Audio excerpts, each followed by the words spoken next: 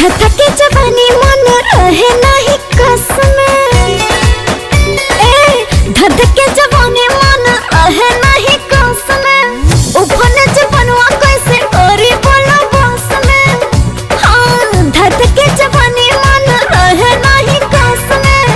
उफने जवनवा बोला कैसे करी बस में। लागत सियाने अब फाड़ देगा, लागत सियाने अब फाड़ देगा। ढेर खौला ताजा बानी तोहर रानी कहत जोरदार दियो। ढेर खौला ताजा बानी तोहर रानी कहत जोरदार दियो।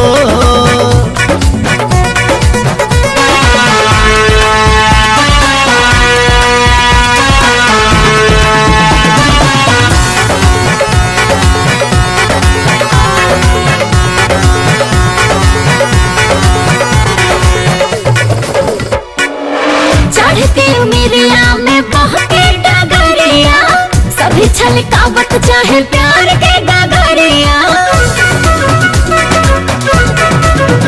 हाँ हाँ कबले बचाई धना बोला ना में शेर जी, सेजिया पे कबले उड़ी ते तीर जी।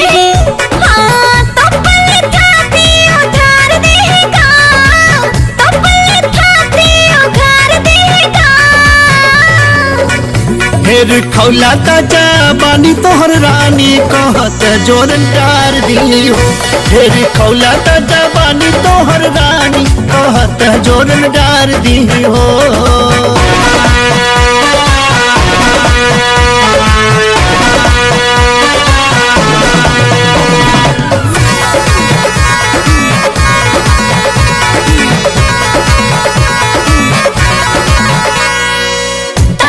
लौकल तमार होके लागल, पूरा दिखा देब तो हो जाइब पागल।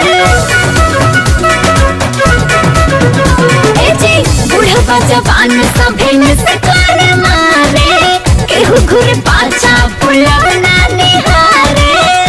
ए कहाँ जवानी की बुनिया झाड़ देगा, कहाँ जवानी की बुनिया झाड़ देगा। ढेर खौला ताजा बानी तोहर रानी कहत जोरदार दियो। ढेर खौला ताजा बानी तोहर रानी कहत जोरदार दियो।